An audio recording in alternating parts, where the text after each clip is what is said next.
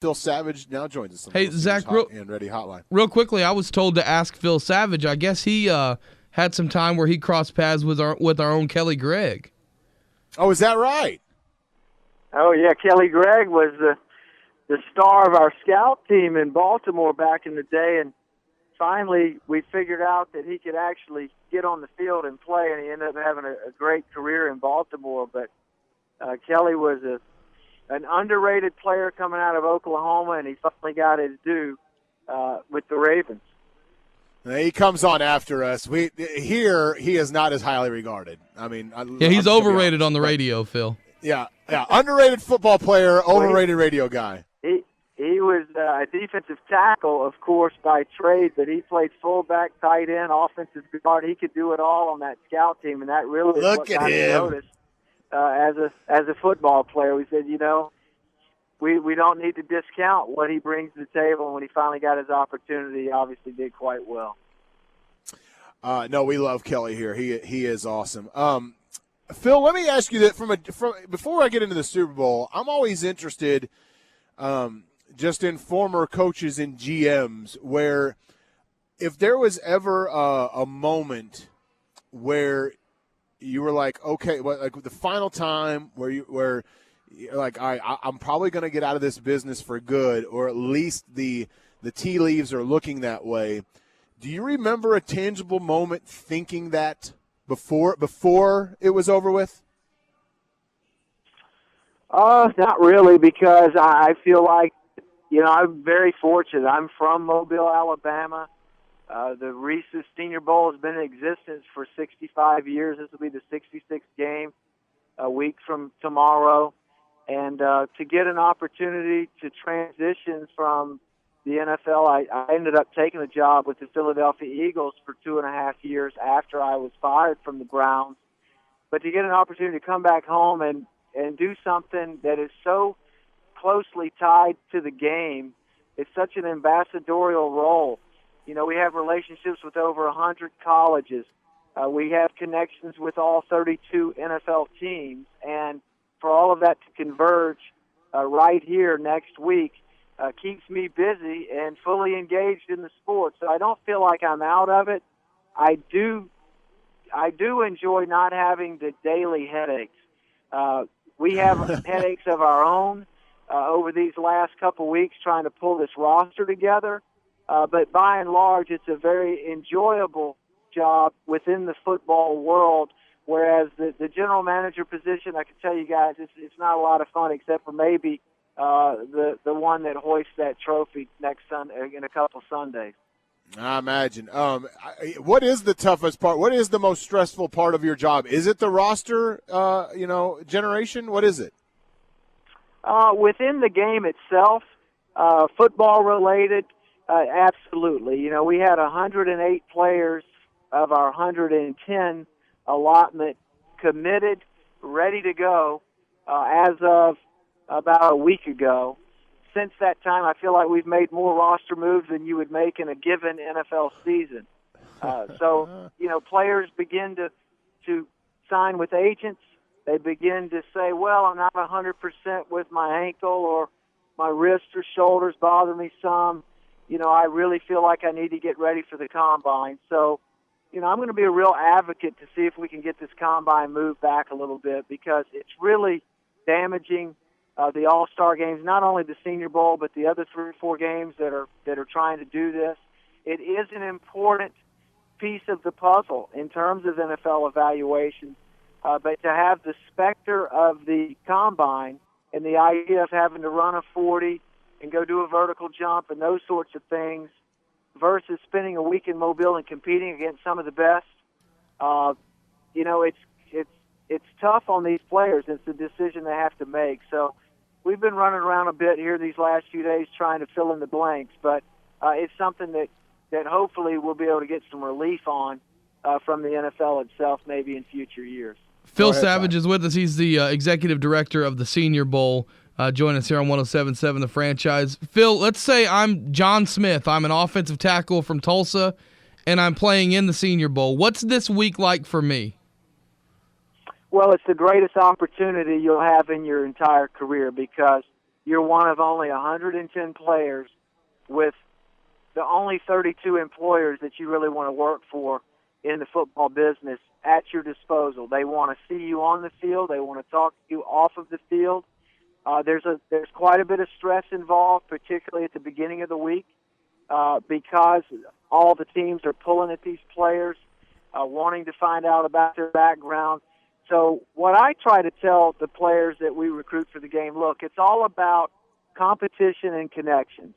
The chance to show that you're willing to compete against some of the best in the country and put yourself out there in an unfamiliar situation, working with NFL coaches, that gains you bonus points in terms of these evaluators.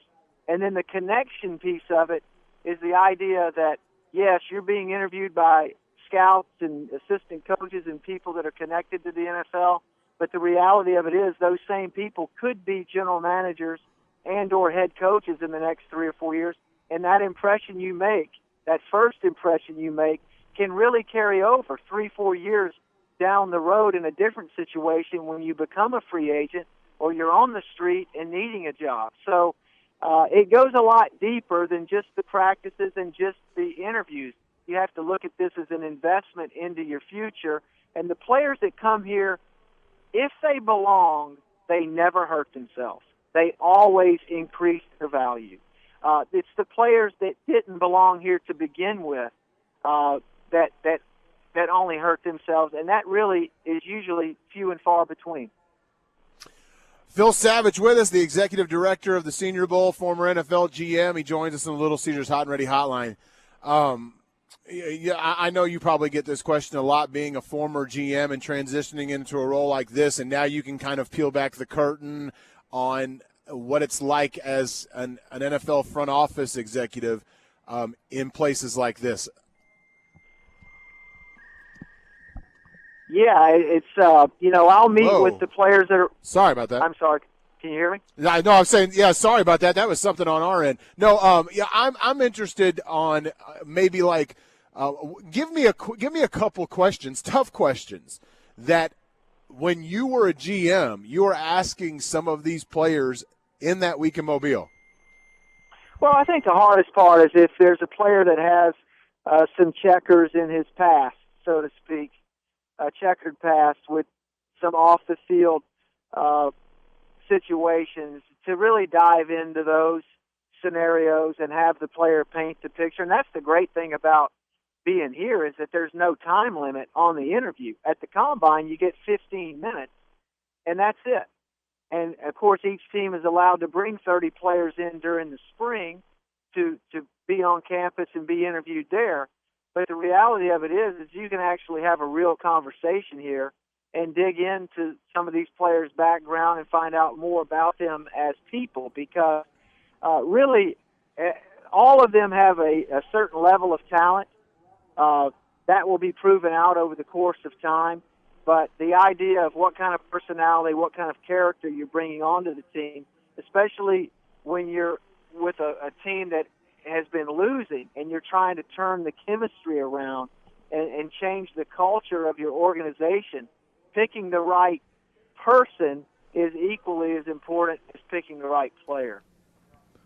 Phil, how are the practices at the Senior Bowl? I would imagine they're pretty action-packed with guys trying to make a good impression. Is that where these scouts are going to see the most at these practices, and how's the intensity of the practices? Yeah, the two staffs this year will handle the game, Ken Wisenhunt from the Titans and Gus Bradley from the Jaguars. They will put a template out there of a real NFL practice. So Tuesday they're in shoulder pads and helmets, sort of a get-to-know-you type of practice with a limited degree of contact. But Wednesday and Thursday, the one-on-ones between the offensive and defensive linemen, the cornerbacks and the wide receivers, the tight ends and the strong safety types, those clips of footage will stay attached to these players for the rest of this draft process. What I mean by that is, with these organizations, the head coach and sometimes the general manager cannot see every single player 6-7 games they don't have enough man hours, enough time to do it. So these teams will have their interns go back and pull clips from the players' regular season tape, from the Reese's Senior Bowl one-on-ones, from the Combine, and the Pro Day. And that'll be the profile picture that a GM or a head coach will get on many of these players. And so the one-on-ones here couldn't express enough how important it really is. And that's where the best evaluations are made, because there's no team around the player. He's strictly on the stage by himself going against another quality opponent. And, for a small school player, the opportunity to step up a division, so to speak, step up a class is huge for them. And then, of course, some of the players that have big reputations, they may not have seen some of the same kind of competition in the games that they played. So it's not for the faint at heart. And that's why we have Russell Wilson as one of our spokespeople. It's why we have Pete Carroll talk about the Senior Bowl, because they want to see the competition level and whether a player really embraces that, because that's what the bottom line is in the National Football League. By the way, of the local variety here, Darrell Williams, the offensive tackle, and Geno Grissom, the defensive end, are two of the guys. There may be more, but those are the two that I know for sure that are going to be a part of the Senior Bowl. I believe the rosters are going to be announced this weekend. Is that right? Yeah, the rosters are still a bit in flux, but you're right in terms of those two Oklahoma Sooners, Darrell Williams and Geno Grissom. Actually, just to give you guys an example, we did end up inviting Blake Bell. He was down at the East-West Shrine. We lost a tight end.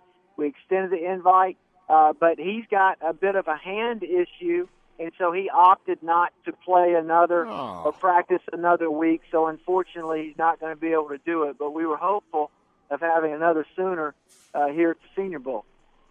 And then Saturday, January 24th, 4 o'clock, NFL Network. And then, of course, you've got how much coverage are you guys getting on NFL Network for practices and all that stuff, Phil? I know that's been ramped up in recent years.